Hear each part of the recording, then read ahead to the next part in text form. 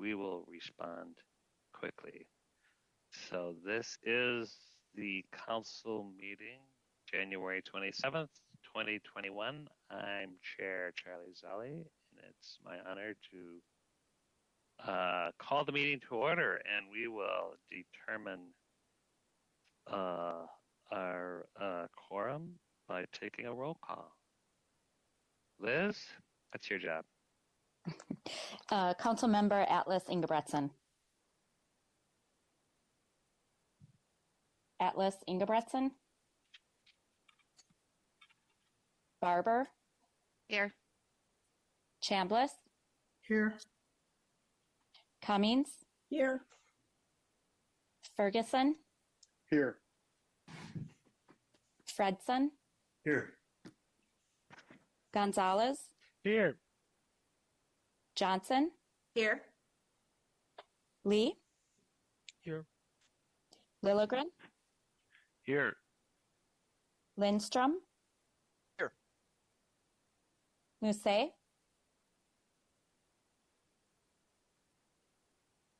Musset. Sterner.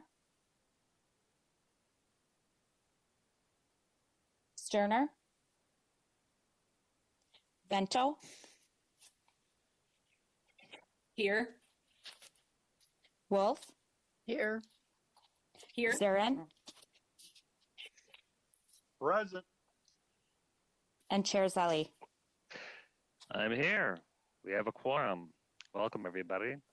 Now our first up is approval of the agenda. No roll call is necessary unless there's any objections.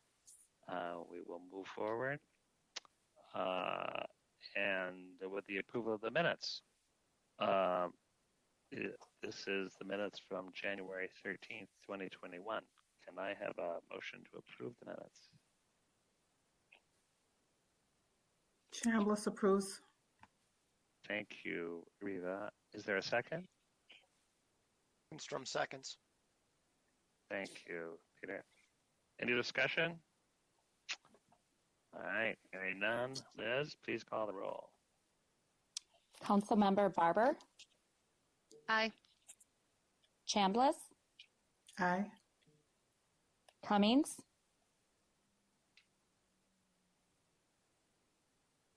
Cummings. Ferguson. Aye. Fredson. Aye. Gonzalez. Aye. Johnson. Aye. Lee. Aye. Lilligren. Aye. Lindstrom. Aye. Sterner. Vento. Aye. Wolf. Aye. Zarin. Aye. And Chair Zali.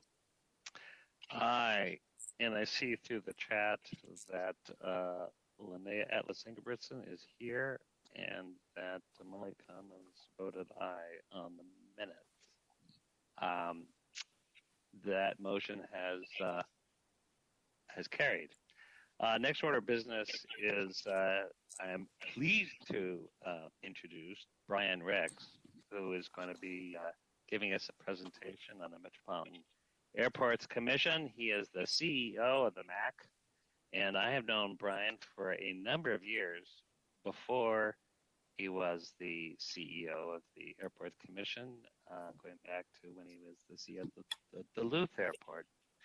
And I'm really thrilled. What a great person to have managing really an important state asset. And we talk a lot about the effects of the pandemic on Metropolitan Council activity, but it, I'm sure, has been, and we know it's been really a difficult year for the airport. So, Brian, welcome to our meeting, and we look forward to your presentation. Thank you, Chair Zeli. Can you hear me okay? Yes, can. Okay, great. Well, wonderful to be with you this afternoon, and thank you for the invite to give you a little perspective of what's happening at the Airport. Also want to recognize Council Member Ferguson. Chris is the liaison to the Metropolitan Airports Commission and really provides a great insight and provides that, I think, collaboration between the organizations. Also want to shout out to both Nick Thompson and Russ Owens on your staff for the great work and collaboration that we have together. A lot of that work is done with Bridget Reef, our VP of Planning, Development, and Environment. Bridget's on the call as well this afternoon. So good afternoon, councilors. What I'm going to do today is give you a little perspective for those of you that may not know as much about the MAC. I'll start there with just a few slides, and then we'll move on to really the impacts around COVID. And I want to talk also about some of the capital improvement programs plans that we continue to move forward with, both at MSP and the relievers. So I know we have a presentation there that looks like it's coming up right on time. You can go ahead and move to the next. Actually, go ahead and move to the next slide, slide 3. I'll start there. I think many of you are aware, but the MAC was a corporation that really the state created back in 1943, designed around 3 primary purposes. One, to promote the efficient, safe, and economical air commerce, to develop the full potentials of aviation in the Twin Cities area, and thirdly, and very importantly, is to minimize the environmental impacts, adverse environmental impacts from airports. And we take that very, very seriously. I think, what many of you probably know is we've invested over $500 million mitigating noise in communities all around MSP. We have an active noise mitigation program at some of our reliever airports as well. So that's critical as we continue to move forward. And then finally, we can own and operate airports within the 35-mile radius of downtown Minneapolis and St. Paul. And if you go to the next slide, you can see that system, obviously with Minneapolis in the center, designed to accommodate really our scheduled commercial and cargo activity, and a reliever system that's really designed to relieve Minneapolis of other types of general aviation and corporate activity, to ensure that we can accommodate any ongoing demand at Minneapolis. This system is the largest system in the country that's operated by one entity, autonomous entity focused on aviation, and it works very, very well. And I think if we just reflect back a couple of years to the Final Four and Super Bowl, where some of these reliever airports really accommodated that demand of, in case of the Super Bowl, 1,100 corporate aircraft descending upon our Twin Cities metro area to partake in that event. So it works very well. Next slide. A little bit about our commission, and I want to first and foremost say that Chair Rick King, who's been in the role about 1.5 years now, sends his greetings and has done a fantastic job of leading the commission and our organization through what has been the most difficult time in our history, financially and operationally. And you can see our other commissioners there. I know Commissioner Crimmins is also involved with Met Council activities, and so I want to do a brief shout out to him. But 15 total commissioners, for the most part, are appointed by the governor, with the exceptions of the mayors of Minneapolis and St. Paul. Each have a appointee as well. And as part of this, we have 4 outstate commissioners on the bottom right there, currently from St. Cloud, Duluth, Thief River Falls, and Rochester. So a great commission that works very, very well. Next slide. Our mission is connecting you to your world, and what a nice slide showing actual activity in our terminal facility. And if you go to the next slide, our vision is providing your best airport experience. You can go ahead and move forward. A little bit about our employees. We have 650 employees, or I should say we did have 650 employees prior to dropping into COVID. One of our measures to do everything we can to survive this event is to cut costs wherever possible. And we have not furloughed anybody, and I've been very serious about not having to do that. But what we have done is we have not replaced many positions that were either open, and I think maybe we had a dozen positions that may have been opened as we entered this. The rest are really a result of not filling positions unless they are absolutely critical to the operations. So our staff is somewhat stressed because they've picked up the pace, but they certainly understand. Right now we have 62 open positions, just to give you a little sense of that. We operate much like a city with our own police, fire, dispatch, building inspection. Bridget and her planning and development and environment department, our maintenance department, which keeps the runways clear of snow, mows the grass, takes care of signs and painting, a trades department, and obviously a finance department that's been very tasked over the last year. We operate the airport's commission like a business. We do not collect general taxpayer dollars, and so we're funded by rents and fees paid by users. It's a good model. It's a common model in the airport industry, and one we're very proud of. We've got very excellent employees. Typically, employees come here and they stay here, which is good for our organization. Next slide. I'll move now into the pandemic, and you can go ahead and forward to the next slide. Obviously, as I said, the most challenging time our industry has ever experienced, much like you at Met Council and others are experiencing. But to put that into context, the U.S. airport industry has lost about $23 billion, or will lose up to that amount as we go into March of 21. We're projecting about $17 billion in losses as we continue through April of 21 to April of 22. From a MAC perspective, we've come short to the tune of about $194 million in our revenues. And again, to put that, bring that closer to home, our budget was projecting about $406 million in revenues this year. So about between 47 and 48% decrease.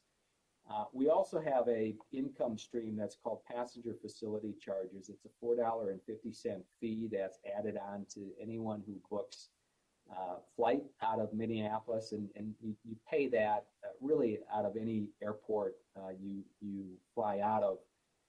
But it's that passenger facility charge is designed, it's remitted, it's collected by the airlines, and it's remitted back to us to support capital investment that we do, or back bonds that are issued for capital investment. And we're going to lose about $51 million on top of the 194, including that. So about a $245 million shortfall on our budget this year. Next slide. Kind of moving on to passenger numbers, and this is called monthly enplanements. Enplanements are basically boardings. And we started the year off really strong, up 6 and almost 9% in January and February, and then obviously things dropped. I recall talking to you, Chair Zelle, when you were in your former role and being very worried about the MnDOT construction project leading into the airport on Highway 5.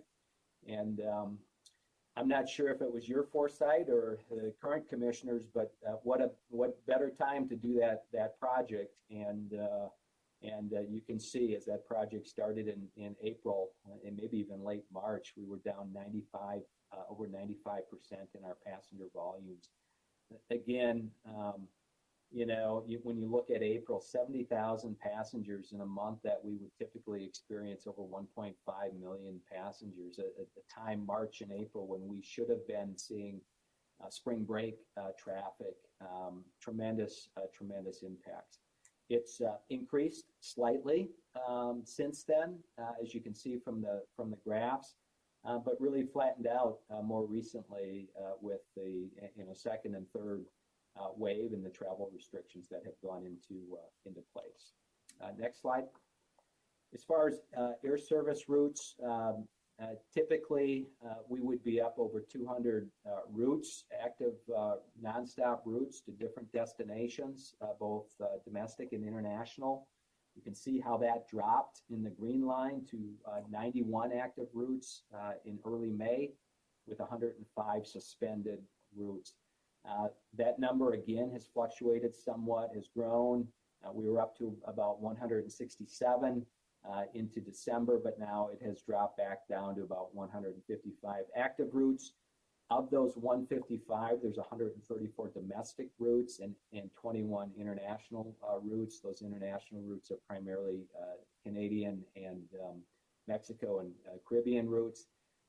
And then on the other side of that is 62 suspended routes. 44 of those are domestic, 18 are international. We have had a little bit of good news recently where Sun Country, you may have seen it, is announcing an additional 9 routes to different destinations that will start in May. But we've also had some bad news with the extension of the international travel restrictions, and that is that Amsterdam is going to be suspended. That suspension started last Saturday, and right now is forecasted through February 11th. We hope to get that back, and we are working hard, and I believe we will in February, but it's the result of we need more testing at the airport, which certainly will happen. Next slide. This is where we're at currently. Parking, which is almost a third. Parking and ground transportation are almost a third of our revenue source, and we typically generate 110 to 112 million in parking revenue each year. We have about 25 or 28,000 parking spots. We're seeing an average of about 5,000 vehicles a day. Revenues are about 25% of 2019 levels. Concessions hit hard by this situation. Obviously, 135 concessionaires at the airport. At the low point, there were only about 25 that were open, and those that were open were in reduced hours. We're back to about 54% of venues open, again, still with reduced hours, but that's an improvement. And flight operations continue to be 30 to 40% below 2019 levels. Typically, we would see 1,200 flights per day at MSP, and again, that number dropped down to a low of about 400 early on, but is about 60% right now. Next slide. We have provided some relief. We saw early on it was important, and I apologize. I just noticed before this that some of these numbers are not accurate in here. We have actually provided about $65 million in waivers and deferrals to both airlines and our concessions. 41 million of that is related to airlines, and about 24 million has been forwarded to concessionaires, and those are 2020 numbers. That will continue into 2021 into this year. I don't have those numbers yet, but it gives you a little sense. And our feeling as an airport commission is we're in this together with our stakeholders, and we're going to continue to do whatever we can to support them as we move through this. Next slide. A little bit about our relievers, which actually, we did see, as you can see from the graphics, reductions for a number of months. But when it all comes together, we're actually going to report about a 3% increase in reliever airport operations. Now, I want to qualify that because that is not, we kind of term it heavy metal or corporate aviation operations. That activity has been suspended pretty significantly The operational increases really has been more in flight training activity, which does not purchase a lot of fuel at those airports. But it's still, we saw increased activity, especially at Flying Cloud and Anoka Airport. So that's good. St. Paul has been hit hard with the amount of corporate activity that is accomplished down there. So that is one airport that certainly saw a decline in activity. Next slide. I want to move into a little bit about our health safety program, and you can go ahead and go to the next slide. Early on, we put together a playbook as we dropped into COVID that was really focused around guidelines for our MSP community and guidelines to ensure that we could keep both employees and passengers that still needed to travel as safe as possible. We worked with the Minnesota Department of Health, the CDC, and other federal agencies to ensure that what we were doing here in Minneapolis was related to ensuring that we could give people confidence that they could be safe as they were coming through our facility. You can go to the next slide.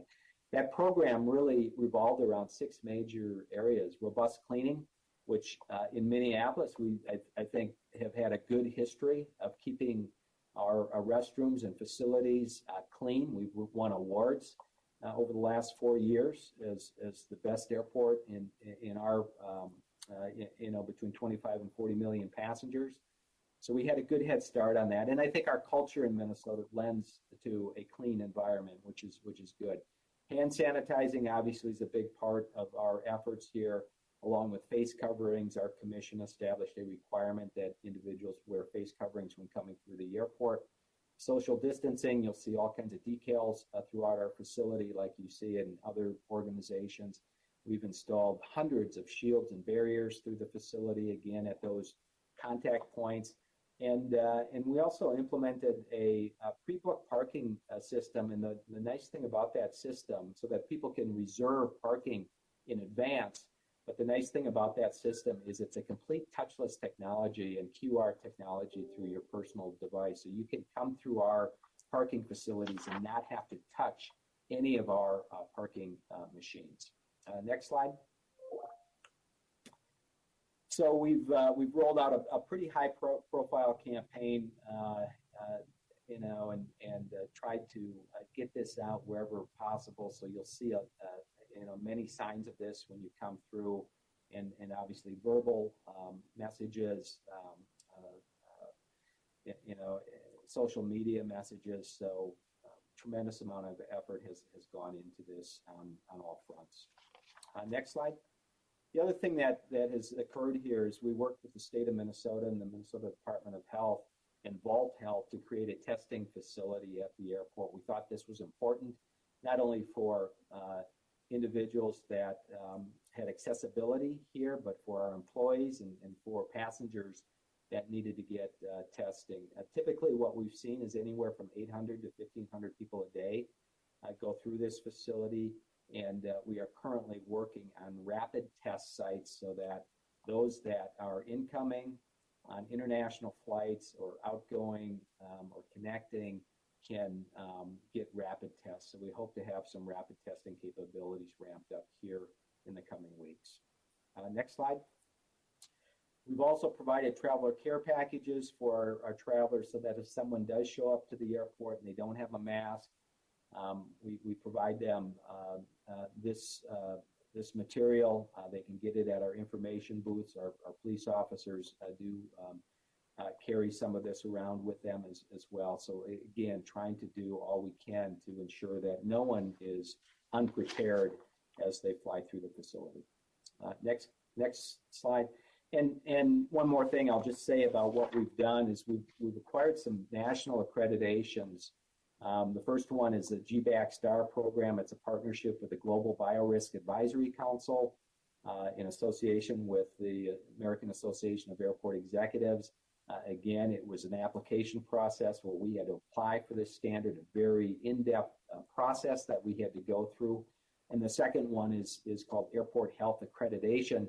It's developed by Airports Council International in conjunction with the International Civil Aviation Organization. So again, a focus on best practices that we currently have in place, but also these programs are programs that will continue to move forward to ensure that we are continuing to do all we can. Next slide.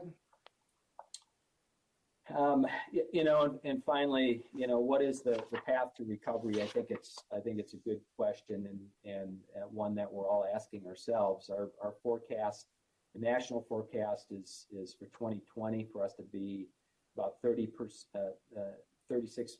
below 2019 domestic levels. We're projecting about 30% right now locally here. Beyond the vaccine, there's a lot of projections about recovery. Carriers will continue to pursue capacity discipline, meaning it will, we want to get those routes back as soon as possible, but carriers will be very focused on obviously right-sizing capacity to demand. So we'll be working on that. It will be uneven geographically. I do think we are well positioned as a hub, and frankly, shout out to Delta Airlines. They have been at the forefront of really implementing things that I think are leading the industry, and it started with them not filling middle seats of their aircraft, and so we're fortunate to have Delta here. What will be the long-term impacts? That's the question about with people doing what we're doing today. How will that eventually impact travel? Right now, we're seeing only about 10% business travel. The rest is leisure travel. That will change over time as the vaccinations become more. People that get vaccinated, but there's a lot of questions out there. Next slide. So looking kind of beyond 2021, you can go ahead and go to the next slide again. A little bit about what we're projecting, as I mentioned about it, this year or last year, 2020, 62% down in activity. We're projecting about a 30% decline next year, about a 15% decline in 2022, and then getting close to 2019 levels back in 2024. Next slide. As far as our budget is concerned, we're projecting about $331 million in revenues this year. Again, our projection originally in 2020 was about $406 million, and then moving forward to the next slide, you can see about $195 million in operating expenses. Our original budget in 2020 was about $212 million, so we've cut about $18 million out of our operating budget. I'm going to move into, if you want to move to the next slide, MSP Reimagine, some of our capital development programs, give you a little sense of what we're looking at for an investment in 2021, about $185 million. You can see different areas of investment. I'll talk to a few of those as we move forward. Typically, we see anywhere from 200 to 250 and sometimes up to 300 million in investment. We cut 125 to 130 million out of our capital improvement program right off the bat. We needed to do that, but at the same time, there's projects that certainly it's been beneficial to move forward at this time. One was our inbound roadway. Once the MnDOT project reached our property line, we redid our inbound roadway the rest of the way. We would find no better time to do that than this year. So that was an important project moving forward. Next slide. One of the major improvements that we currently have going on is what we call operational improvements. It's a complete remodeling and expansion of our ticketing and baggage claim and vertical circulation elements. We're actually adding 15 feet to the front of Terminal 1 along the entire length. You may have been inconvenienced by this project over the last few years. It's going to turn into be about an 8-year project. It has to be done in multiple phases. We were doing this project to support up to 55 million passengers, out 20 years from now. The nice thing now, though, is by adding that additional square footage to the building, it's really going to help us with social distancing. So it's interesting how the feeling and the thought behind projects change as we get into these major situations. Next slide. This just gives you a little sense of the work on the same program in our baggage claim area, completely redoing all of our baggage carousels, again, adding more space around them, which will help us from a social distancing standpoint, raising the ceiling height in that area, which typically has been kind of a dark and dingy area, one of the areas of the terminal that has not been remodeled for many years, but you'll notice really some tremendous improvements there. Next slide. Another project that we've been working on is as we were in good times, Delta came to us and said, we need another Sky Club, and we'd like to put it on Concourse G. So we've been working with Delta on shelling out that Sky Club. But the nice thing about this project also is if you've been on Concourse G, you recognize we kind of have corridors that go down along our walkways and then areas that bump out for the gates. Those areas, because it's a very busy Delta concourse with some large aircraft, get very congested, and the restrooms have not been upgraded. So we're actually building those pods out to accommodate additional seating, additional concessions, and new restrooms. So this is going to be a fantastic project, and good timing continuing to move forward with it because of the limited passenger volume and just the lack of disruptions that we have to cause in our passengers. Next slide. I'm going to talk a little bit about a couple of reliever airports. Lake Elmo Airport, a very important project where we are realigning the runway down there. We had to realign the county road on the south side of that facility. That's a $5 million project. That project continues to move forward with major work on the reconstruction of the runway planned for this year, which will be phase 3. A lot of work has gone into that project.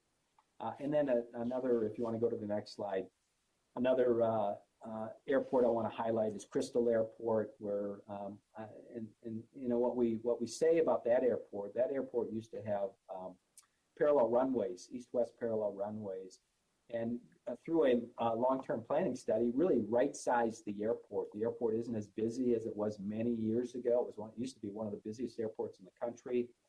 And so we've right-sized the runway. We've actually taken one of those parallels out, made the main runway just a little bit longer, and reconstructed those pavements, and incorporated more safety design measures because it was an airport that had some runway incursion issues, and put in a new fueling system. So that project is basically complete, and another nice addition to our system.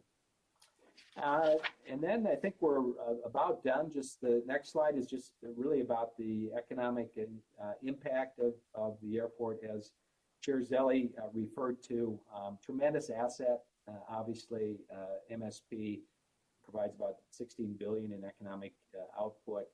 Supports 87,000 jobs. That number is based on both direct and indirect positions. There's about 21,000 jobs, people that work at the airport. And then our reliever airport system is very important as well, contributing about $750 million and over 1,000 jobs at those reliever airports. So with that, I think that is my presentation, and happy to respond if there's any questions to counselors. Thank you so much, Brian. And any questions for Mr. Ricks?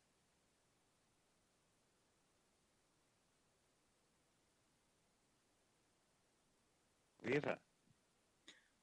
Yes, thank you for that presentation. It's just so interesting. We don't get to hear about what's going on at the MAC as often, so it's just very interesting.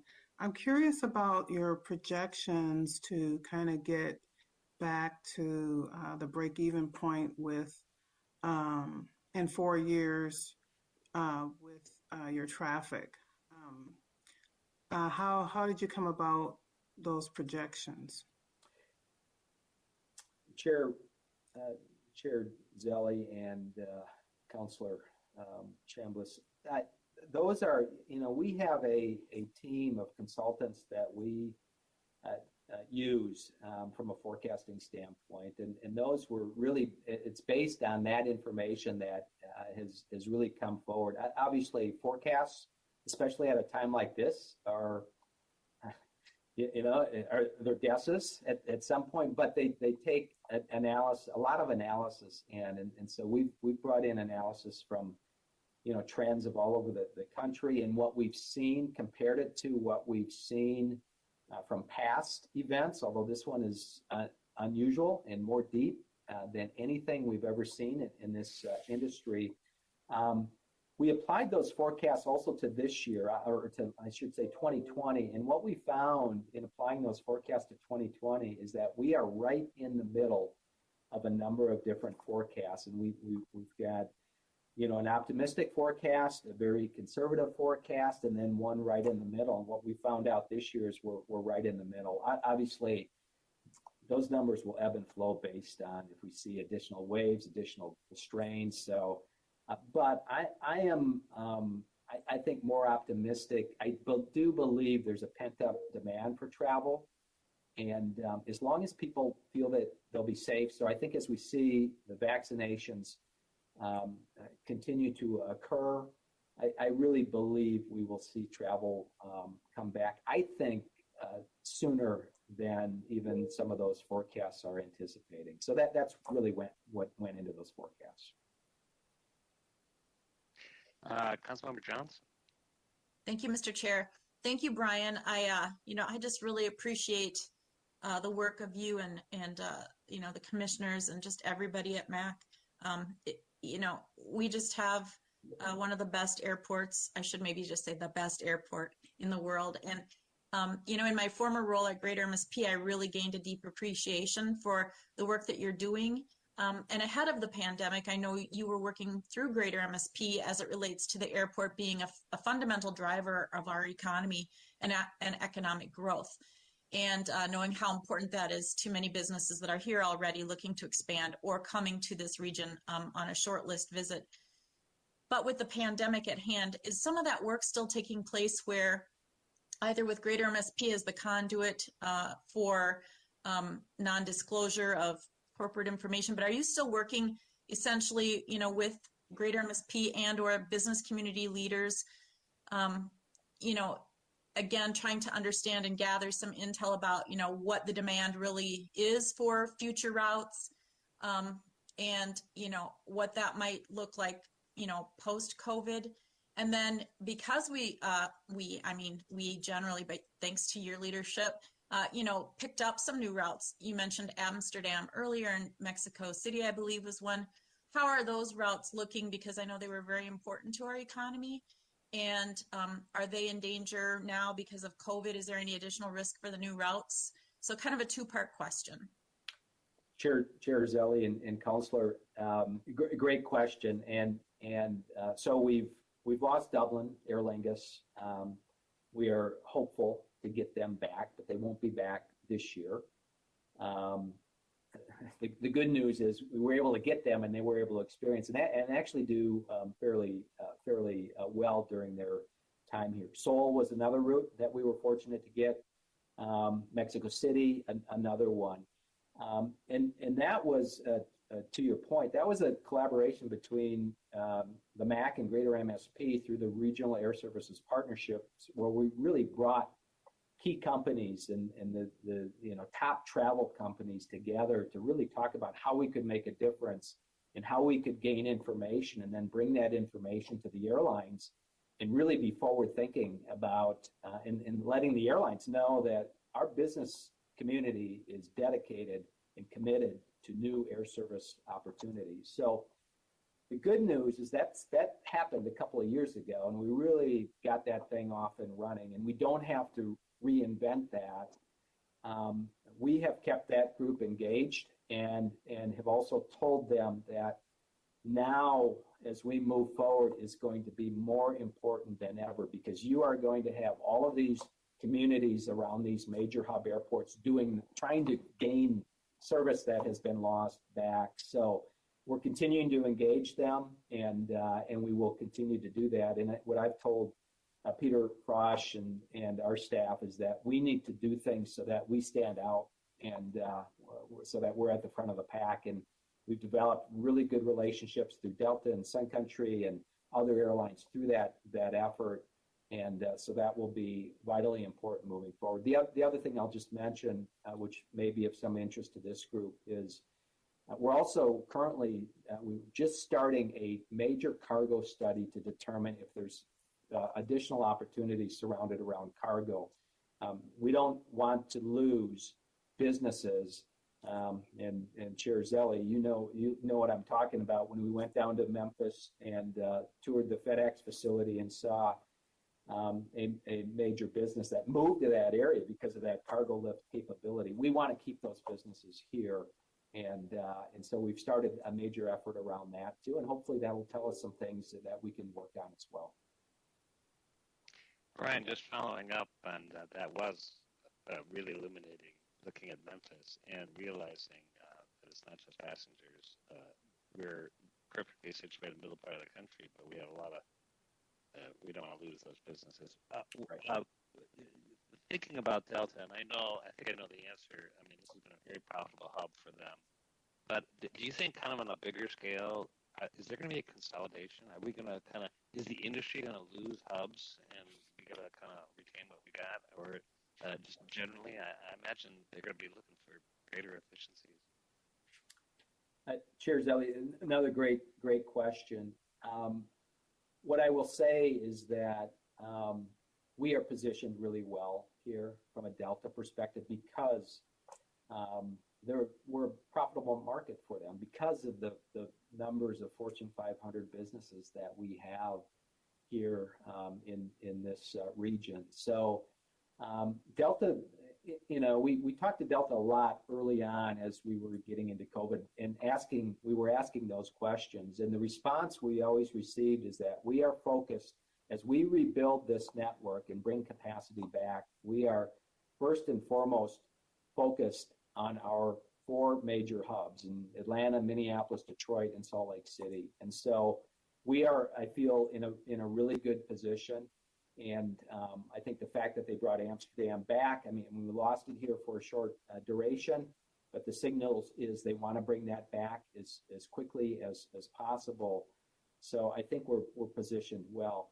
From a leisure standpoint, too, the transformation of Sun Country, they had some growing pains, as we all know, but that transformation has been much more significant than I think many people realize, because they are an example of them adding 9 additional routes. They have an operating model that they were the only airline that was profitable last year, which says a lot. Now, a big part of that profitability is their arrangement with Amazon and flying cargo, but they have some leadership there that is really ahead of the game, and they like Minneapolis, and so we need to keep that going well. But I think, to answer your question, I don't think, you always want to be cautious, obviously, but I don't think we are in any, we don't have any concern of losing the hub. And I think there was so much hub consolidation after 9/11. I think we've seen most of that work out. So I'm not expecting you to see that type of reduction in hubs. I think it's more of a matter of the amount of flights and gaining that activity, the pre-COVID activity back. Any other questions? Well, Brian, thank you so much for giving us your time and presentation. And we are always interested, and we really do look on the MAC as being a sister, brother, anyway, just an important partner for us in the council. We have so much kind of overwatching interest in the economic prosperity of this area, this region. So please come by again, and you're welcome anytime. And we look forward to seeing you at meetings, which I'm sure, whether it's a legislature or somewhere else, we'll see you soon. Sounds good. Thank you very much. Appreciate the dialogue, and we'll come back at any time. Thank you. Thanks, Brian. So we're going to move on to our regular agenda, and we're jumping into the consent agenda. So if there's a motion and a second to approve the Chair consent Zally, agenda. this is Representative Sterner. I'd motion to approve the consent agenda. Thank you, Representative Sterner. Councilmember Sterner. Councilmember Is there a Sterner. second? Okay. Thank Well, I don't, Counselor. I like Counselor. That sounded nice. Yeah, no, Council member. Is there a second? Second by Lee. Thank you, Councilmember Lee. Any discussion? If not, Liz, call the roll. Councilmember Atlas Ingebretson, Aye. Barber, Aye. Chambliss, Aye. Cummings, Aye. Ferguson, Aye. Fredson, Aye. Gonzalez, Aye. Johnson, Aye. Lee, Aye. Lilligren, Aye. Lindstrom, Aye. Musset, Sterner, Aye. Vento, Aye. Wolf, Aye. Zurin, Aye. Chair Zelli. Aye. Well, that motion's carried. Now we're on to standing committees, and first up, Community Development, Councilmember Lilligren. Yeah, thank you, Mr. Chair. Council members, the single item we bring forward from Community Development Committee is business item 2021-2. It's to authorize the 2021 Regional Parks Systems Competitive Equity Grant Program Notice of Funding Availability. Council members remember that the 2040 Regional Parks Policy Plan, the Council committed to developing a set-aside competitive equity grant program to strengthen equitable use of the regional park system. So our thanks to our predecessor council for including that. And then in 2019, this council established a competitive equity grant program through a pilot program that awarded 3 capital projects to the regional park implementing agencies. This pilot program illustrated a need for additional funding and particularly for non-capital program funding. So the council responded by authorizing $1.4 million in parks interest earnings for use in this funding cycle of the equity grant program. The council prioritizes using these funds for non-capital programming projects, and additionally, $664,000 in council bonds has been authorized for the program for capital equity projects. In 2021, the Notice of Funding Availability establishes the program guidelines and intentions for the Competitive Equity Grant Program. This grant program is for the 10 regional park implementing agencies only, but they are encouraged to work with the community partners and organizations to propose and shape projects that will increase equitable use of the regional park system. A review committee will score projects and make funding recommendations that will be brought to the council later this year. Mr. Chair, I move that the Metropolitan Council authorize the 2021 Regional Parks System Competitive Equity Grant Program Notice of Funding Availability attached to this report. Thank you. Thank you, Councilmember. Is there a second? Atlas Ingebretson. Thank you. Any discussion? Hearing none. Liz? Atlas Ingebretson, Aye. Barber, Aye. Chambliss, Aye. Cummings, Aye. Ferguson, Aye. Fredson, Aye. Gonzalez, Aye. Johnson, Aye. Lee, Aye. Lilligren, Aye. Lindstrom, Aye. Sterner, Aye. Vento, Aye. Wolf, Aye. Zurin, Aye. Chair Zelli. Aye. That motion carried. The Environment Committee has reports on the consent agenda. And next is the Management Committee. Councilmember Ferguson. Thank you, Mr. Chair. The Management Committee just has one business item. It's business item 2021-09, labor agreement with the Transit Managers and Supervisors Association, TMSA. The TMSA contract expired on December 31st, 2020. TMSA represents 303 managers and supervisors working across all divisions of Metro Transit. Following recommendations from the TMSA Executive Board, the TMSA membership ratified the agreement on December 18th, 2020. Highlights of the agreement include a one-year contract effective January 1st, 2020, and expiring December 31st, 2021. Employees will receive an average lump sum payment of $1,500 per person.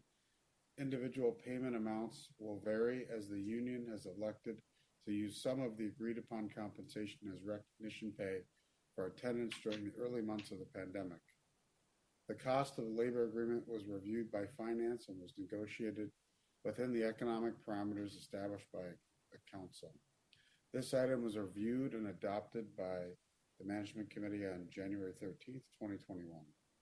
Mr. Chair, the Management Committee moves approval to authorize the Regional Administrator to enter into a labor agreement with the Transit Managers and Supervisors Association effective January 1st, 2021 through December 31st, 2020. Is there a second? Johnson seconds. And Thank you. ending December 31st, 2021. 2021. Yeah, in the, maybe if Marcy's on, the notes had that the contract runs from January 1st, 2020 to December 31st, 2021. I think that might have been a typo, or it's January 1st, 2021 to December 31st, 2021. Can we just get a clarification on that? Mr. Chair, Councilmember Ferguson, yes, that would be correct. A one-year agreement effective the 1st of 2021.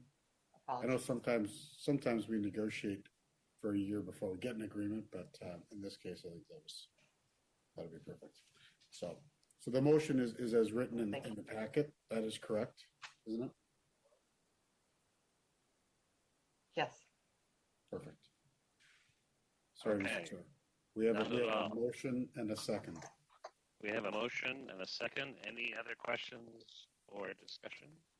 Councilmember Fredson.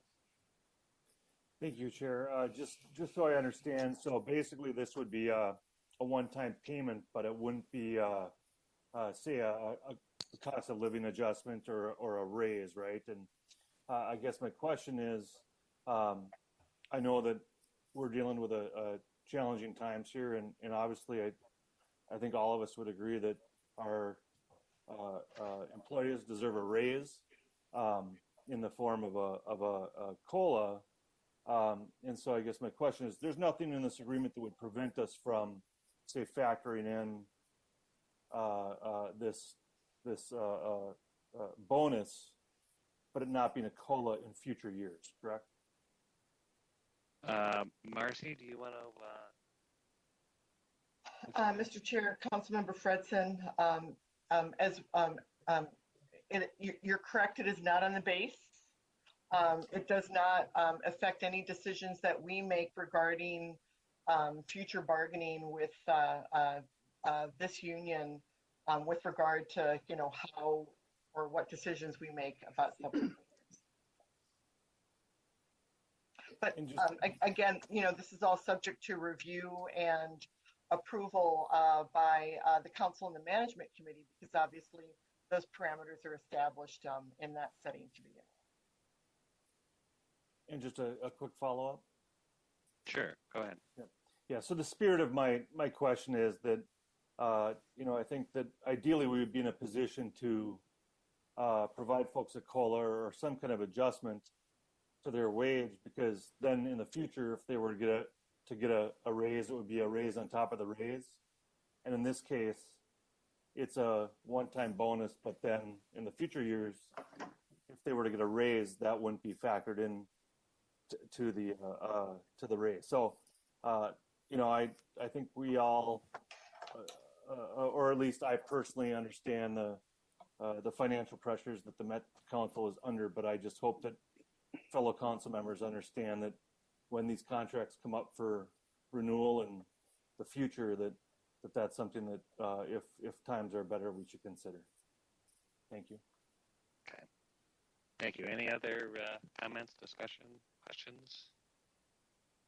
Okay, hearing none. Liz, you may call the roll. Councilmember Atlas Ingebretson, Aye. Barber, Aye. Chambliss, Aye. Cummings, Aye. Ferguson, Aye. Fredson, Aye. Gonzalez,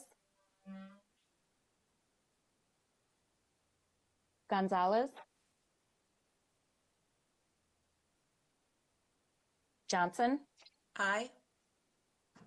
Lee, Aye. Lilligren, Aye. Lindstrom, Aye. Sterner, Aye. Vento, Aye. Wolf, Aye. Zurin, No. and Chair Zelli.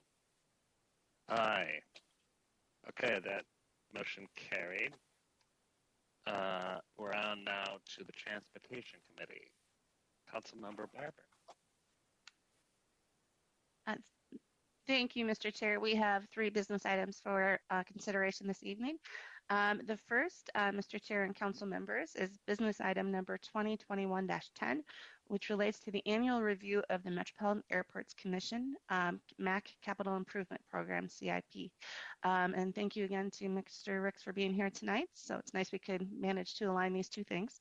So with this action, that we're seeking for the council to find that the Metropolitan Airport Commission had an adequate public participation process for the development and review of its 2021 to 2027 capital improvement program, including preparation of an assessment of environmental effects, OAEE, for 2021 projects with potential environmental effects. And then secondly, that we find that the 2021 CIP projects are in conformance with the region's aviation system plan and consistent with council policy. The MAC annually prepares a CIP for projects at MSP International Airport and their 6 general aviation reliever airports. Under state statutes 473.181 and 473.621, the council must determine adequacy of public participation in the CIP process, approve CIP projects meeting certain dollar thresholds, which are $5 million at MSP and $2 million at reliever airports and others with significant effects criteria, review and comment on all projects for consistency with the transportation policy plan, including planning and environmental concerns.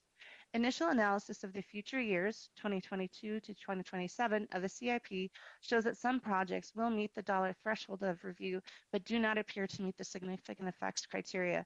Due to the COVID-19 impact, there have been many projects that have been moved out to later years. All projects in the 2021 CIP are consistent with the Transportation Policy Plan and the Regional Aviation System Plan. There are no funding implications for the Council, federal, state, and MAC funding has been identified by the MAC for most projects in the 2021 CIP. Therefore, Mr. Chair, I move that the Metropolitan Council find that the 2021 to 2027 MAC CIP is consistent with council policies, conforms to the regional aviation system, and identifies no projects for the council to approve this year. All right. Is there a second?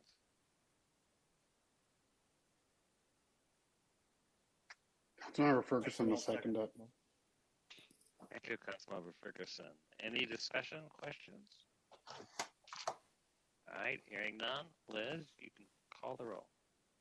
Councilmember Atlas Ingebretson, Aye. Barber, Aye. Chambliss, Aye. Cummings, Aye. Ferguson, Aye. Fredson, Aye. Gonzalez, Aye. Johnson, Aye. Lee, Aye.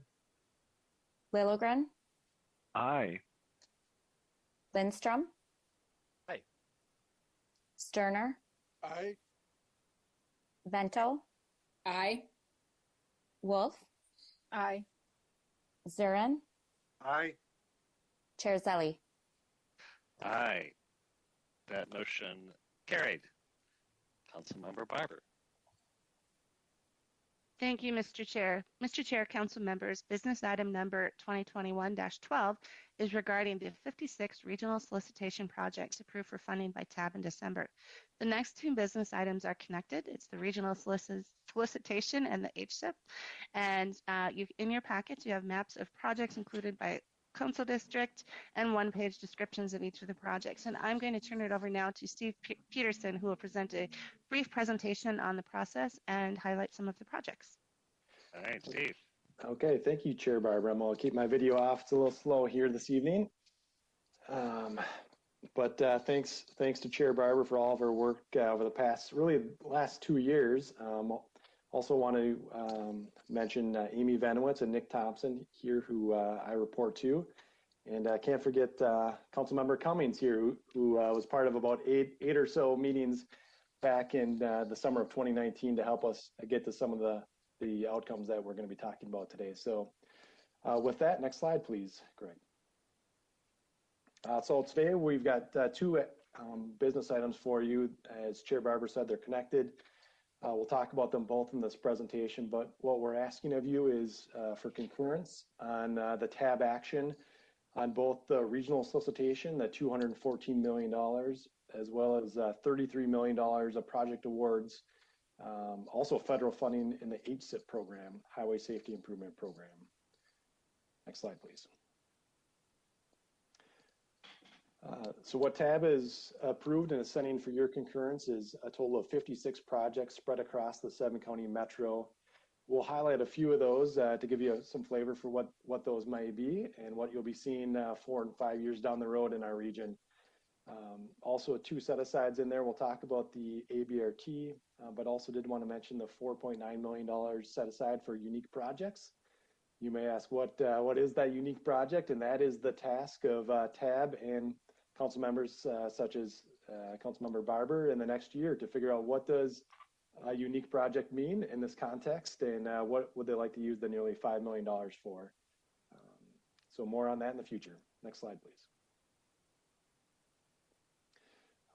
We always want to mention here, especially the council here, we can make a direct linkage back from the projects that we're selecting all the way back to the Thrive outcomes, and you can see the series of steps we take from projects all the way back through the scoring measures and criteria to the long-range plan, the transportation policy plan. Next slide, please. One of the best things about the regional solicitation projects is the kind of open and transparent process that is run. It's a slow project, and that's on purpose. It's a deliberately slow process. It takes us 2 years. But as you can see, almost 70 scorers, which are volunteer technical experts from across the region, participated in evaluating our projects. Next slide, please. And I mentioned this, the Transportation Committee, but even with some of the budget shortfalls that our local agencies are seeing, we did see probably our highest amount of need ever for the solicitation, and we're only able to fund less than half of those requests, but it just shows that the pent-up demand here for transportation projects across the region, that if there were more money, there's certainly the projects that of a regional nature that we could fund. Next slide, please. Here's a map showing some of the projects throughout the region. One thing to note, projects in all 7 counties. Those 56 projects represent investment in 36 different cities and townships, which I think is quite amazing. You can barely do that on purpose, let alone through a competitive process. So again, those are in the maps that Jenna Ernst here just sent out. So obviously we want to highlight those with our local communities. It's a big deal for local communities to win these awards and work on these projects. Next slide, please. We've brought forth a couple of the projects to highlight. One here, first is two roadway projects. One is on Franklin Avenue in Minneapolis. Likely some form of a road diet project where they're reducing the number of lanes. This was a good example of an equity project. Equity is part of the scoring measures used to select the projects, and this was perhaps the highest scoring equity project that we did see. They did a really great job. Hennepin County did, that is, in answering the questions asked of them. Next slide, please. Here's a project we're all happy is going to get done. Combined $7 million here with a big state bonding request that finally came through. And so the Kellogg Bridge, just east of our Robert Street location, will be rebuilt. And obviously some implications for Gold Line and some of our other travel throughout the region. This will be an important one to redo. So we're happy that that did receive $7 million. Next slide, please. Now on to two transit projects, the first of which, Burnsville Bus Garage, MVTA, did receive $2.8 million through this solicitation cycle. They'll couple that with an FTA federal award that they also just won, so they'll have a nice project to redo some much needed facility upgrades down in Burnsville. Next slide. One of the main things that Councilmember Barber and Cummings worked on was looking at some of our transit rules, and one of the big changes was to allocate $25 million to the arterial BRT system, and obviously we don't know exactly what that F line is going to be, and you'll be involved with that selection of the F, G, and H lines here in the next few months. But TAB did set aside $25 million to put towards what will become the F line, and I think that was some much needed progress from a funding perspective, where we used to piecemeal fund our ABRT system. In this case, it was one big award for $25 million. Next slide, please. And then two on the bike ped side. One of them is in downtown Chaska, Highway 41.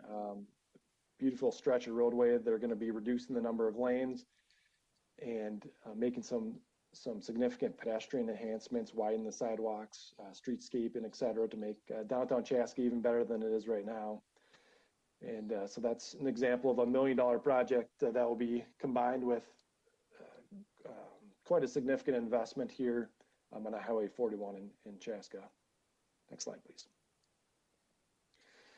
And lastly, just to cover our bases across the region, wanted to get one in the North Metro. This is a high-speed roadway, Coon Rapids Boulevard, in the city of Coon Rapids in Oka County, where they'll be doing a grade separation, a bike ped bridge over Coon Rapids Boulevard, connecting to some of our regional trail system. So another great investment. You can see the $2.4 million award, but it's going to be a large project, nearly a $5 million project when it's all said and done. Next slide, please. Again, this is the next business item, but this is the Highway Safety Improvement Program. Very important, and the goal of this, again, is these are federal dollars meant to reduce fatalities and serious injuries on our system. The theme here was funding of 8 roundabout projects out of the 26 across the region. Getting greater emphasis to the pedestrian and bicycle safety, and that's certainly a topic of conversation, is especially in the metro areas, the number of bike and pedestrian crashes, and usually ends up being a serious injury or fatality crash. And so what can we do to reduce those across our system? Next slide, please. Again, what's been emailed to you does show the HSIP projects. Here's the geographic distribution of those projects. Next slide, please. And again, to summarize and go back to the motion at hand, requesting council's concurrence on the regional solicitation, which is 2021-12, and the HSIP project list 2020 or 2021-13, to add these projects to the draft Transportation Improvement Program, or the TIP. So with that, Mr. Chair, I'll turn it back to you, and thanks for your time here today, and obviously we want to spread the good news here to our local communities on some of these projects. So thank you again. Thank you, Steve. And that's a great presentation, and it really hits on all of our council goals beyond transportation when you think about economic development, equity, environment, and of course, safety. I particularly like the pictures, not only of the projects, which are really impressive, but the pictures of really thoughtful people who are deeply in thought. Many of them are you all here. Councilmember Barber, you have a motion. I do. Thank you, Mr. Chair. Therefore, Mr. Chair, I move that the Metropolitan Council concur with the Transportation Advisory Board action to include $214 million in federal funding to 56 projects evaluated through the regional solicitation in the draft Transportation Improvement Program. Is there a second? Cummings seconds. Thank you, Molly. Any discussion, more questions, thoughts? Councilmember Barber. Thank you, Mr. Chair. I just want to highlight a couple of things, and one is really a big thanks to a large number of people that goes into what we're voting on today. From our staff, from Director Thompson, Amy Venowitz, Steve Thompson, and many more who have participated in this, to TAB, to TAC funding and programming, to the people who took the time to score and to comment. It's really a collaborative effort, and so this is something that really does take 2 years to get to this point, and so it's a really exciting day. And then I'm just going to share a little anecdote, because I think either that's an example of exceptional planning, which I'm sure Director Thompson will point to, or somebody just good karma going on. But as we were talking about this, Steve was presenting the MVTA item. The MVTA bus drove right in front of my window. So somebody planned something very, very well. All right. Any other? I think Councilmember Wolf. Yeah. Thank you, Mr. Chair. I know everybody worked really hard on this. I just wanted to express a little concern about the geographic distribution of the things that ended up being awarded. It was funny, I looked at that PDF that Jenna sent out, and they put District 14 and 15 together on one map, because otherwise, 15 and 16 on one map, because otherwise if they had District 16 by itself, it would have been an empty map. And I'm not saying that as, I want stuff for my area. I noticed Scott County was sort of underrepresented. Carver was overrepresented. Western Hennepin County had very little. And I know it just works out that way sometimes, but I want to make sure that over time we end up with a fair distribution of projects throughout the region, and that some people don't get left out. All right, thank you for that comment. It might be interesting to do a map showing over numbers of years, not just one. Kind of makes sense. Councilmember Barber? Mr. Chair, that is one thing I was going to say. That is something we do, and there's also another process that we do every time we go through this cycle. Is we do a look back, and we make sure that we're looking at the right evaluation criteria and everything going forward, and that will inform the next regional solicitation. And we found that's something really important to do over time. Because we want to make sure that, to Councilmember Wolf's point, that we, are getting the money out throughout the region to help and have real impact across the region. Any other thoughts? All right, hearing none. Liz, you may please call the roll. Councilmember Atlas Ingebretson. Aye. Barber. Aye. Chambliss. Aye. Cummings. Aye. Ferguson. Aye. Fredson. Aye. Gonzalez. Aye. Johnson. Aye. Lee. Aye. Lilligren.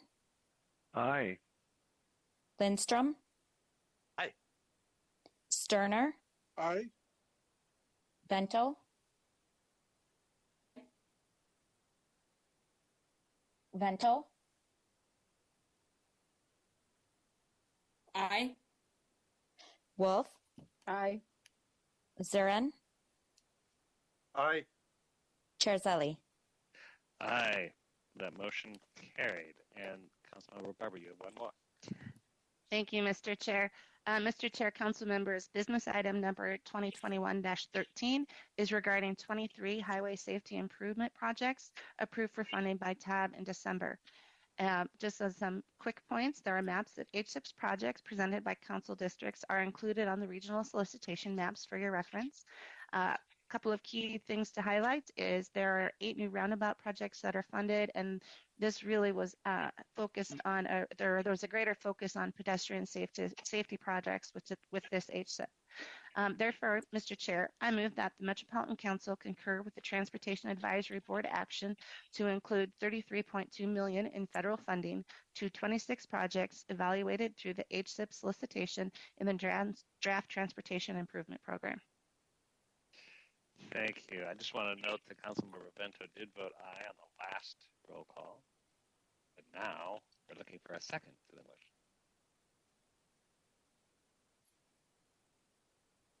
Vento seconds. Thank you. Any discussion, questions?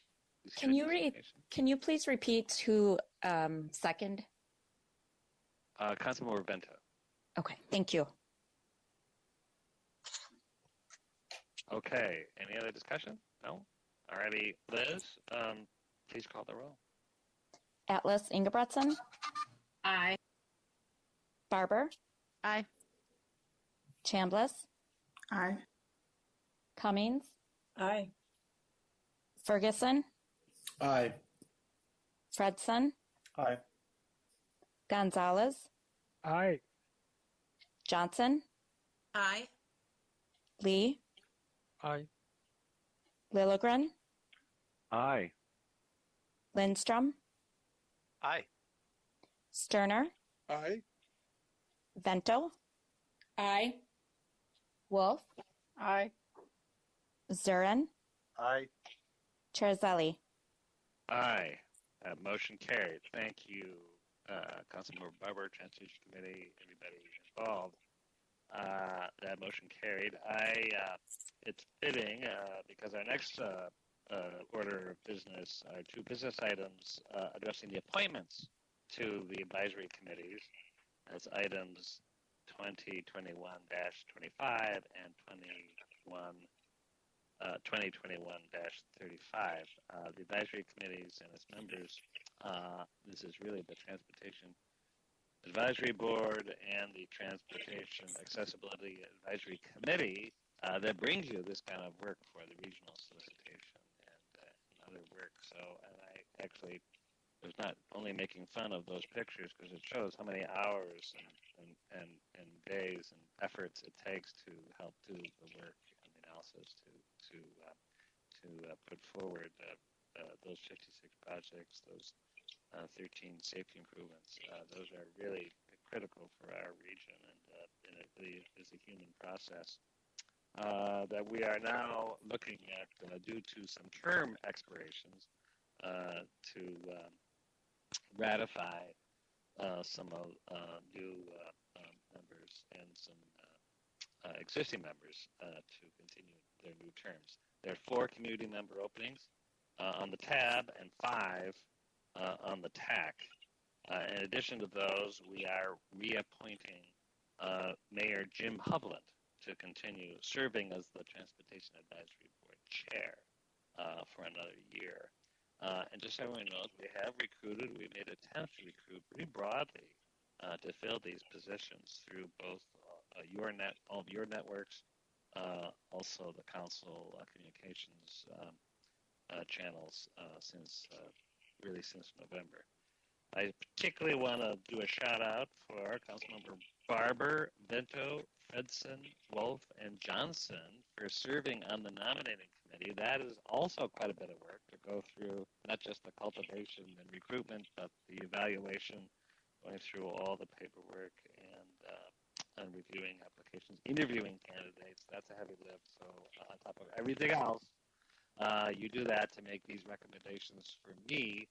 And why would I ever question those recommendations? Because they've been so thoroughly vetted that I absolutely 100% have concurred. So in those business items, 2021-25 and 2021-35,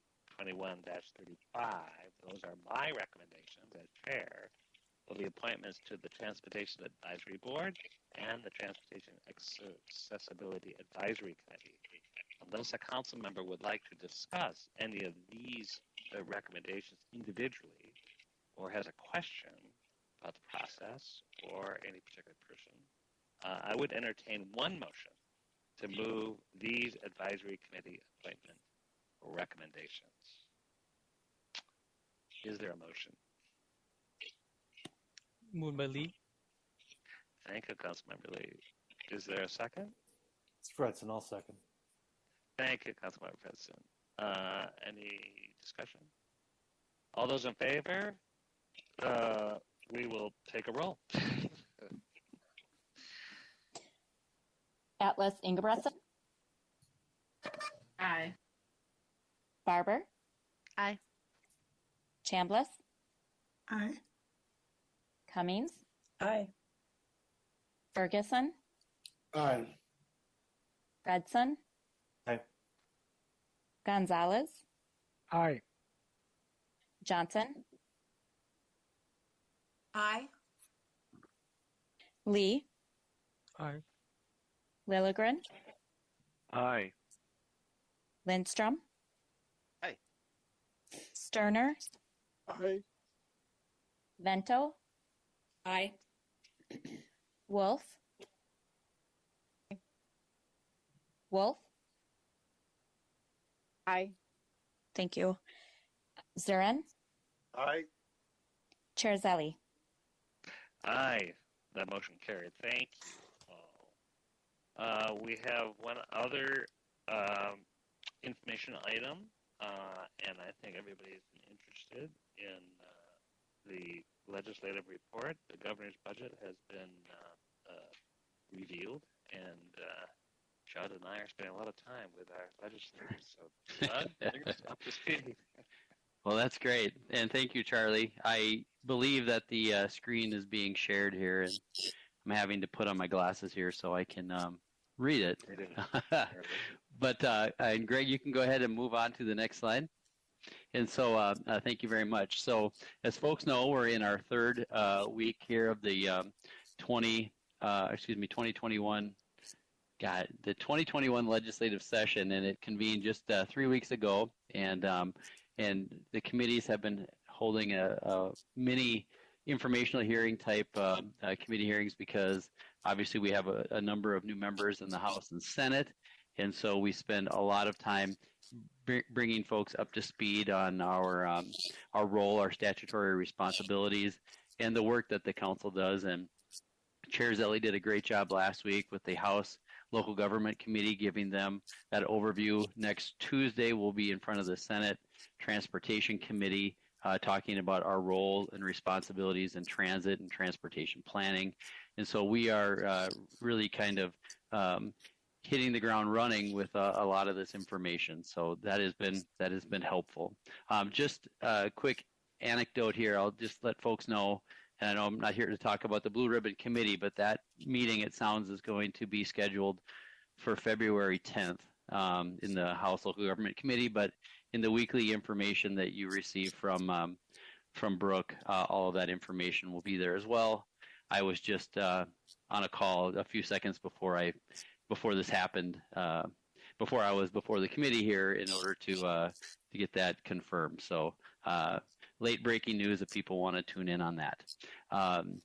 But this session, the legislature and the administration have a lot of work to do. We have a projected budget deficit, and so the House and Senate and the governor will be working toward an agreement on that.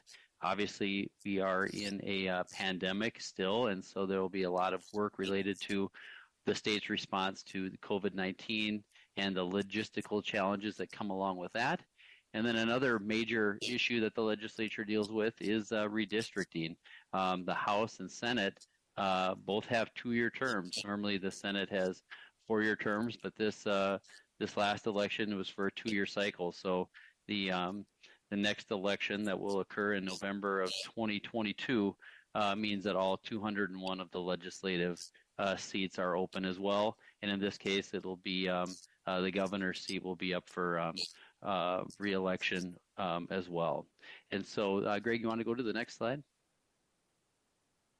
So the biggest news here is obviously in these legislative sessions, the first year of the biennium is to deal with the the budget. And the November budget forecast came out and projected a budget surplus of $641 million for the current biennium, which ends June 30th of 2021.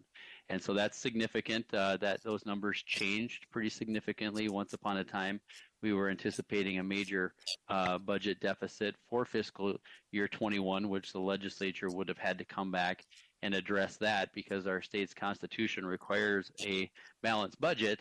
But now we've got a budget surplus, which is great. And the projected budget deficit now is $1.273 billion, where previously that number was much steeper, closer to the $4 billion range. And so there has been some good financial news related to that based on the November forecast. But the forecast, the meat and potatoes forecast, is the February forecast, which will come out late February, early March, because this is the budget forecast that the state will complete their budget agreement on. And so that is where you will see adjustments. We will get updated MVEST numbers at that point as far as the council and MnDOT are concerned. And so that is the forecast that the legislature pays the most attention to, and it's also a time when governors oftentimes have come back and made adjustments to their budgets in a supplemental budget based on changes in revenue and changes in those revenue forecasts. And so just to reiterate, the numbers that will come out in the February forecast will be the updated numbers that the House and the Senate and the governor and we will use in order to craft a budget agreement for the fiscal years 22 and 23 biennium. Do you want to go to the next slide, Greg? Great, thank you. So obviously, big news yesterday is that the governor proposed his budget yesterday. They're calling it Minnesota's COVID relief recovery budget. Next slide, please. And in that budget, there is a total of $2.58 billion that is being they're solving a budget gap of $1.28 billion, and then there's new investments of $1.3 billion. And I'm not going to go into a ton of detail on this, but I can say that the governor's priorities are getting the vaccine out, his priorities are getting kids back in school, and that his budget is aiming to relieve the pandemic's effect on students, low-income families, and small business owners. And in particular, for students, he wants to make sure that there are academic opportunities and mental health services for students as we hopefully make our way out of this pandemic, because in the bigger, broader scale, this is what the governor's budget is focused on. And I can talk a bit about the council's, representation in that budget if we want to go to the next slide. So first, in the regional park system, we received $9.14 million each year for parks operations and maintenance, and that money is distributed amongst the 10 metropolitan regional park implementing agencies. And that money is a combination of lottery in lieu of sales tax and general funds. And these are just basically base amounts that we have received in the past, and it's good that these dollars remain consistent. The next piece is the Legacy Parks and Trails Fund. Folks may recall that there has been a 40-40-20 split between metropolitan area regional parks, state parks, and greater Minnesota parks and trails. And that 40-40-20 split is consistent with where we were previous. And you can see the numbers there is $21.6 million for fiscal year 22 and $19.57 million for fiscal year 2023. Next slide, please.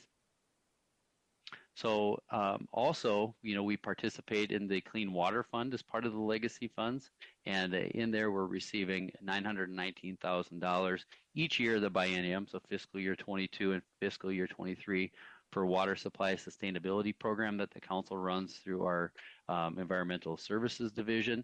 And then we're also receiving $250,000 each year for water efficiency grant programs. And I'd just like to add that these are programs that the council has participated in and received funding through the Clean Water Fund for many years. And it's just gratifying to see that these continue to be supported by the administration. I know they're very important to the goals of the council and the goals of the Metropolitan Council as well, not just the members. And so we were happy to see that this is continuing to be brought forward, and look forward to working with the legislature to make sure that they get funded again for the next biennium. Next slide, please. This next piece is one of the few policy initiatives that we have this next year. And as long as we're talking about the Clean Water Legacy Funds, council members may or may not know that we had previously received a Clean Water Legacy Fund appropriation to deal with, I guess, trying to fix the effects of private I&I in our wastewater utility. And these Clean Water Legacy Funds are very competitive, and we have only been able to achieve an appropriation for them once. And so what we are proposing now is to receive authorization from the state to allow the council to establish an inflow and infiltration program for private properties that would be funded through our municipal wastewater charge. And just so folks know, you probably don't need to hear this because you probably know it better than I do, but we have a lot of clean water that gets into our wastewater system that, first of all, doesn't need to be cleaned, but we have to make sure that we can accommodate the proper amount of pipe to be able to deal with any type of the water that gets into our system. And what we are trying to achieve here is to, at the private side sector, through this private service laterals, we would like to set up a opportunity for grants to be distributed that will encourage private citizens and private homeowners in order to fix that particular issue on their property. We have been very successful with the legislature to receiving general obligation bonding through bonding bills in order to address inflow and infiltration issues in the private sector on private municipal pipes, but we haven't been able to address the issue on the private side. And so one of the things that we are trying to do, and Chair Zelle and I have been having conversations with legislators and receiving some positive feedback related to this. One of the questions that is raised is, how do we pay for that? As we mentioned, we would be funding it through the municipal wastewater charge. However, we don't believe that there will be an impact on that charge, because what we are proposing to do is to defer some capital maintenance in order to make sure that there is not going to be an increase in the municipal wastewater charge. I believe that will make it easier for us to work with the legislature on getting something passed with this. But we also get the environmental benefits of keeping our clean water in Minnesota and not treating it, having to pay for that, put in larger pipes, and then cleaning it and sending it down the Mississippi River. So we not only do we get the financial benefit of this, we also get the strong environmental benefit of making sure that that clean water remains in our ground. Next slide, please. On transportation policy, we have two other policy initiatives. The first one is more of a technical housekeeping proposal that will allow us to clarify in statute and to regulate the use of bus rapid transit guideway lanes, and to specifically have it done to prohibit the use of them by non-transit users. This has not been an issue for us in the past. However, with the Orange Line soon coming online, and with the Gold Line down the way, we have this new BRT guideway lanes, which on the Orange Line more or less relates to the underpass under 494, and then the dedicated lane for the Gold Line. But we just would like to get that clarified in statute so it's in place before those services go online. And the second piece should not be a surprise to anyone. The council is still bringing forward a transit safety initiative that is broader than this, but what we need is legislative approval to really accomplish two things. The first thing that we'd like to do is to reduce the penalty from a misdemeanor to an administrative citations for persons who are cited for fare evasions. We don't believe that we believe that this is similar to a parking ticket, creating a misdemeanor for not paying a $2.50 or $3 fare ticket. It does not fit. That is, we found that our partners at the counties are not prosecuting this because this is a much heavier penalty than is appropriate. And so what we're trying to do is to make that an administrative citation, a program that the council can operate. And then the second piece is to allow someone other than a sworn police officer to inspect fares and issue administrative citations. And this allows us to have more of a presence on our platforms, to have more of a presence on our trains, and hopefully have a positive effect on basically establishing new expectations for behaviors that we are seeing that are frankly creating issues of safety or the concern of their safety. And so we need the legislature's assistance to really accommodate or accomplish those two things. I will add that Chair Zelle and I have had a number of conversations over the past couple weeks with a number of legislators in order to educate them a bit more on what we're trying to accomplish here. And I think we've had some positive response. But it is, I just would like to remind folks, it's very difficult to get things passed at the legislature no matter what.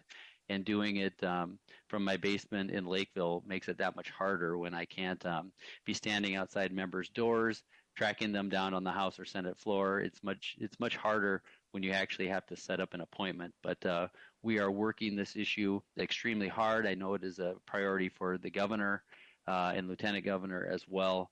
And so we are pushing very hard on that. So I can come back and answer questions on this after the presentation if people want. But Greg, you want to go to the next slide? As far as transportation finance, every couple years we go to the legislature and seek additional authority to allow us to levy property tax to pay debt service on transit bonds that we receive authority from the legislature on. We use these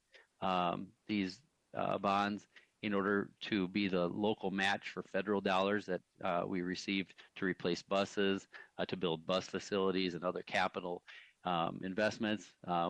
These bonds, the authority that we receive applies across the spectrum for transit. This is for Metro Transit, it's for the Metro Mobility, the suburban transit providers receive the benefit of these, as well as our Dial-A-Ride program. So this really is, these bonds are critical for us to be able to keep up with the, like I said, the fleet replacement that we do is the general use of what we use them for, and then other small capital investments.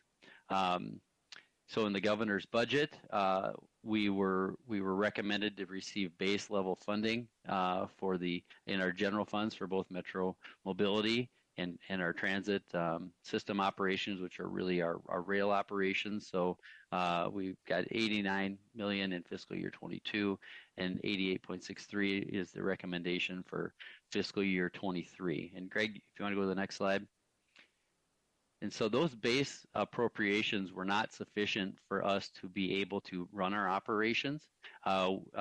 Based on those amounts for Metro Mobility, as I just mentioned, about 57 million of the 89 goes towards Metro Mobility. And so over the course of the 2 years, we recognized that we had a nearly a $50 million deficit for Metro Mobility. And then the balance, which was the 32 million each year, that was where we were going to be short for our rail operations to the tune of $17.8 million for the biennium. And so what folks I'm sure have heard is that we received just very recently received a federal appropriation that is allowing us to not ask the state to fill this 48.6 million deficit and $17.8 million deficit with a request from the general fund, which I'd like to draw everybody back to the fact that the state has a budget deficit. And so that is allowing us to not make that request. So these federal dollars are coming in at a very good time for us.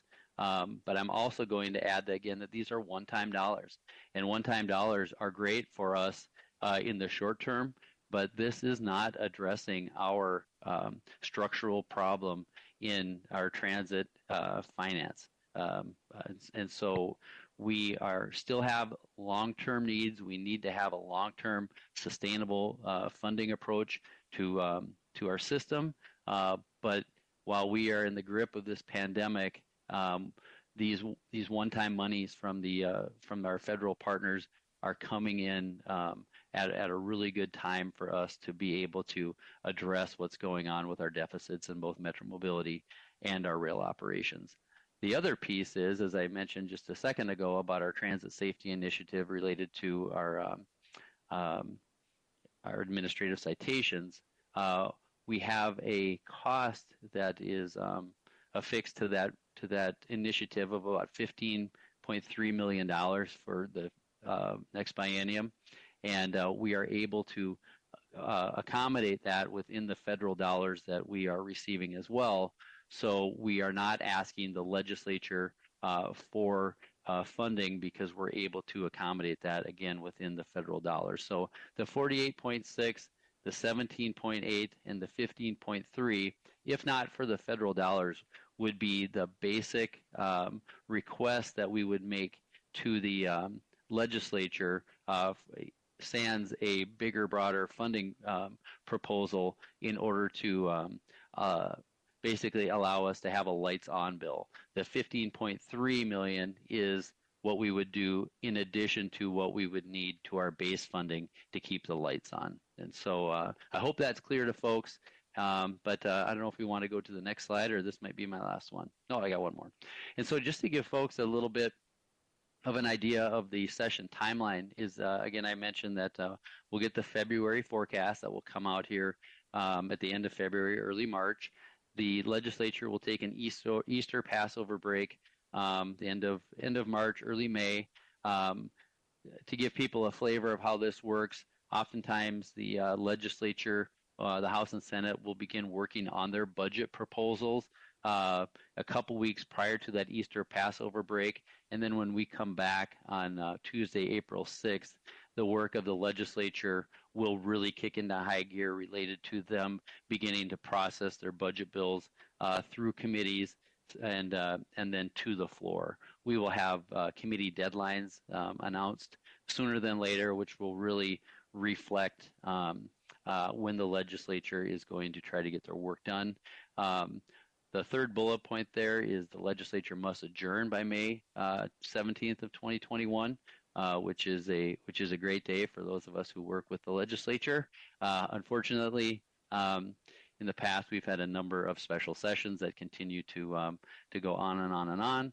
But fact is that the legislature will be adjourning on May 17th, and that will be where we're at. And I'm sure I'll be back before everybody to talk about where things are at, if not before that, but right around that time.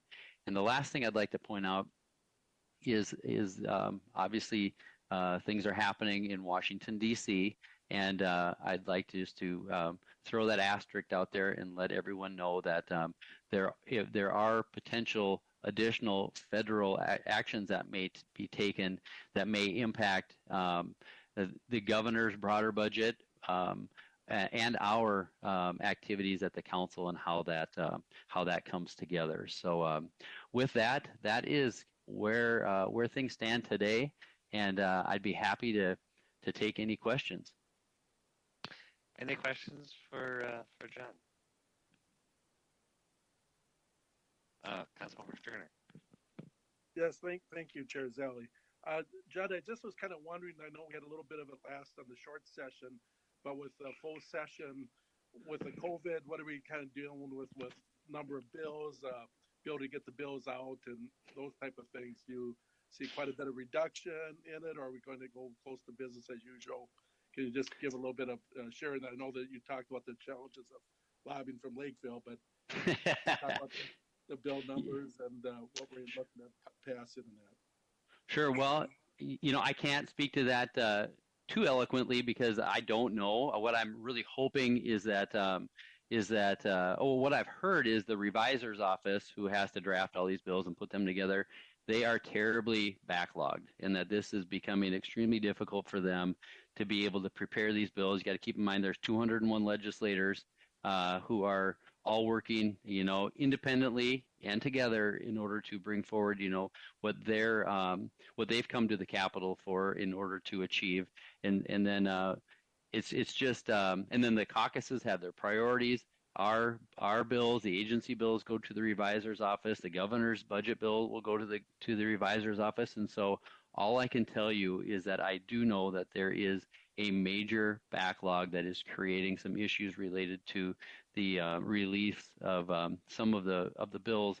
But I don't know this, but I think since we are working virtually, that and that the legislature has made some definite improvements on how members are able to vote versus how we were doing this back last May, and then through a number of the special sessions, that some of that has gotten better. But we'll see. I mean, things are going to be really interesting when we start having committee hearings and we start having amendments to bills and we start trying to have testimony. I can't necessarily raise my hand sitting in the back of the committee room to go up and clarify a statement that was being made, when oftentimes, if you're not specifically participating in that particular bill, you're not necessarily on the chat that allows you to raise your hand virtually to go get that corrected. So lots of emails. I'll tell you the other difficulty is, and I tried to mention this a little bit ago, is I spend a lot of my time at the legislature walking around and tracking down members. I know folks who work up at the council members that spend a lot of time at the legislature understand how that works, where you're standing outside the House chamber, you're standing outside the Senate chamber, or you're going to talk to a committee administrator, a legislative assistant, or a fellow lobbyist who you're either working with a bill on or you're trying to clarify why their position isn't right and ours is so good. There's all of these interactions that you have that we just take for granted that just aren't, they're just not happening right now, and so we need to sort that out. But Councilmember Zirin, it sounds like you have a question. Yeah. Go ahead, Councilmember. You, Chair Zelli. My question is around, the council commissioned a study on solar on landfills. I'm wondering if we're supporting the MPCA in any way to move on that legislation for a legislative fix so that general bonds are bumping up against being able to get some revenue or get projects going solar on landfills. Mr. Chetna, can you speak to that at all? Are we supporting the MPCA in any of those actions? Well, Mr. Chair and Councilmember Zirin, I am definitely not an expert on that. I will have to get up to speed on where things are or where things are going in those regards. I know we do participate with the MPCA and the climate change subcabinet. I will admit that I have not had that conversation with MPCA on that, but I can find out, and I can send a note around to all the council members in the next couple of days, letting you know where all of that stands. If I could just say just two things, Councilmember Zirin, thank you for raising it. I serve on the governor's subcabinet for climate, and there's a number of initiatives that are coming with a kind of complete state climate plan.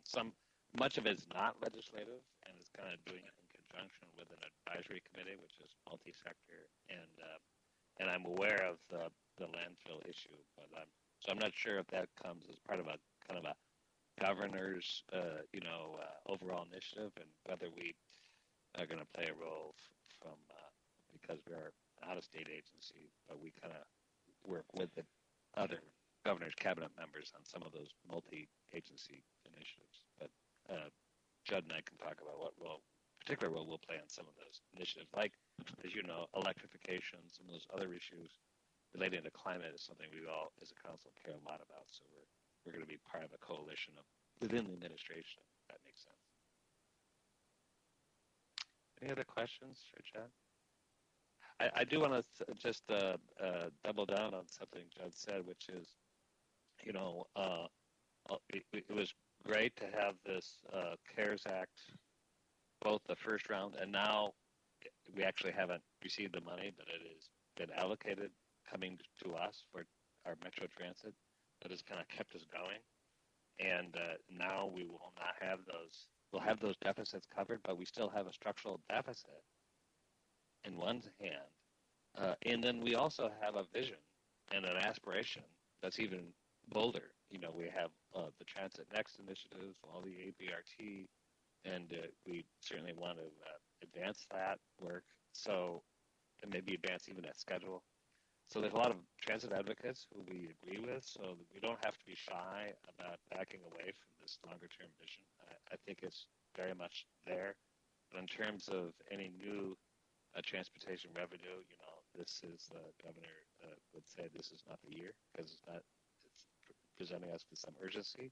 But I will certainly be out publicly in the legislature talking to advocates any chance we get to say that is still really important. It fits not just our transportation goals, but our access, our accessibility, our equity, our climate, and our affordability with housing access goals as well. So, it's kind of, I think, something we don't want to necessarily say that we're backing away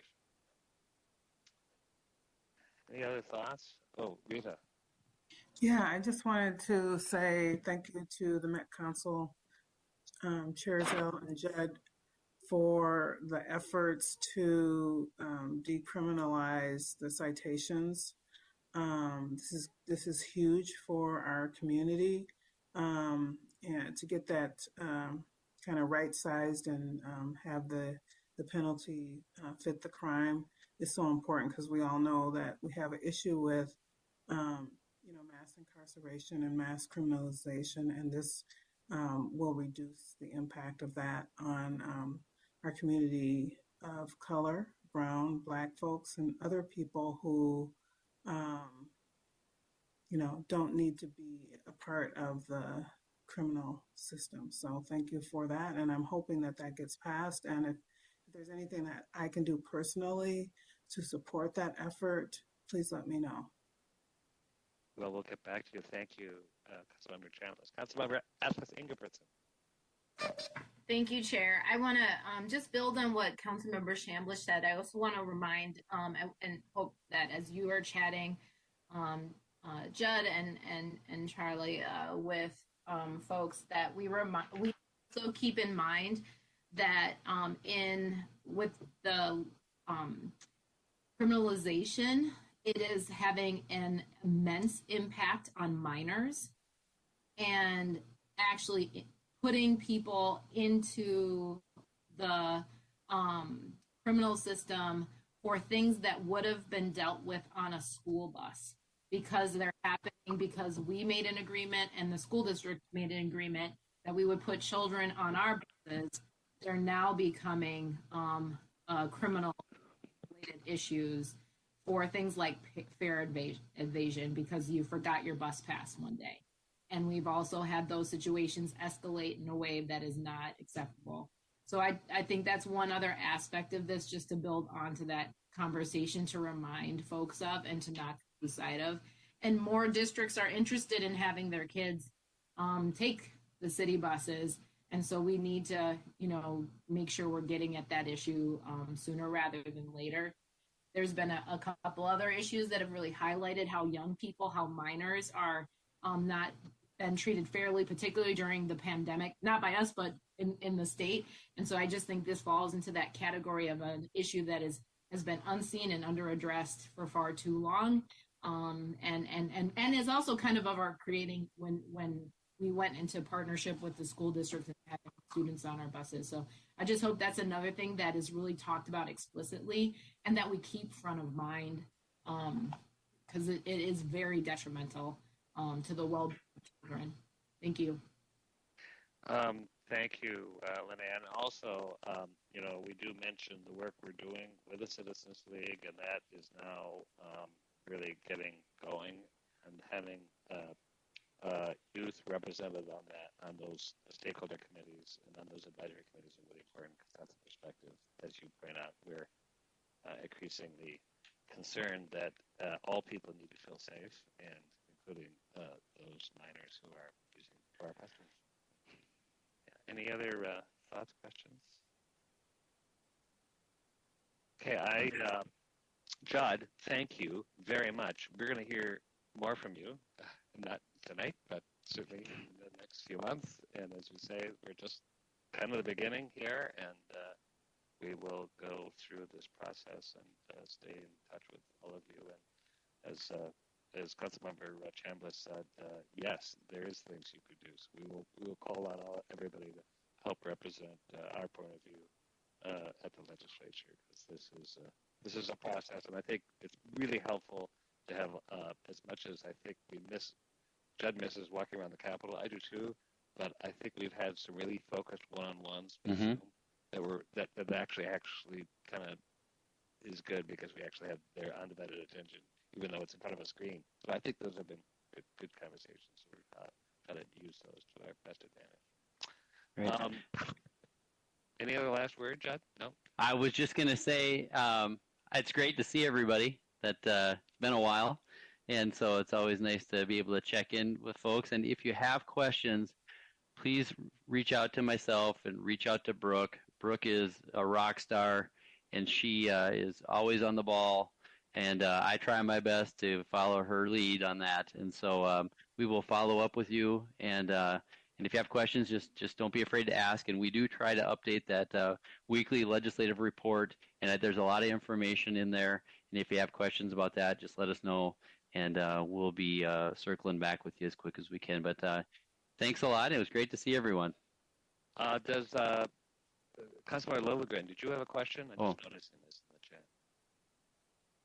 Mr. Chair, that's okay. Thanks. Thanks, Judd, for all your work and for the report. I was just wondering if you had any indication or any insight into whether or not our confirmation hearings would be this session. That's a good question. I, for the record, I did ask on behalf of all of us, so I can't say we got a direct answer. Right. We did meet with Senator Jasinski, who's the new Senate Local Government Committee Chair, who would be where the confirmations of the Met Council Chair and council members would begin. And I think no news is good news in this case. So that's good. We are now entering, it's been almost a couple years now since the council appointments were made. And so things are just moving on, and we'll see where things shake out. But, Senator Jasinski didn't give any impression that there was any frustration or concern. So I think those are all good signs. And if something comes up, I will let you know. Oftentimes, in previous years, what has happened is that when we get to this lull between when the budget bills come out of committee and then go to the House and Senate floors, oftentimes there is some, I guess the best way to say it is a little bit of dead time that the legislature will take up appointments. And that may be the case, but that I think it's just going to be even more difficult under these circumstances as well. So long story short, no news is good news, but if something comes up, I promise I will let you know right away, and we'll get everybody prepared, and we'll just go with that. There's nothing to be concerned about. He didn't give any indication of timing. He did ask, do you want to be confirmed? And I said that we all want to be not unconfirmed. Exactly. He did say that, just so you know. Yeah. All right, great to see everybody. Thanks, Judd. One other just quick heads up. In February, we will be kind of confirming any current committee assignments or new ones. So please reach out to me or Mary or both if you would like to be in a different committee, if you'd like the committee around anything, and I'll check in with you. I'll email you just to remind you to give some thought over the next couple of weeks how you are doing the work of the council. So that's an annual issue. Are there any other reports that anybody would like to? It's 6:01. We worked so hard this last 2 weeks, haven't we? Any other reports or items that anybody would like to bring up? All right. How about Mary? Are you here? Do you have anything? Mr. Chair, I am here, and it's after 6 o'clock. I think we've had enough. You have many things, but we'll say that. Okay. Anne, how about you? Mr. Chair, similarly, I had about a half hour's worth of report, but I'll go with no report for today. Bless you. All righty. Well, stay warm, stay healthy. Great to see everybody. We have a big legislative season ahead, and I look forward to seeing you all soon. Thanks. See ya. Bye. Bye. We're adjourned.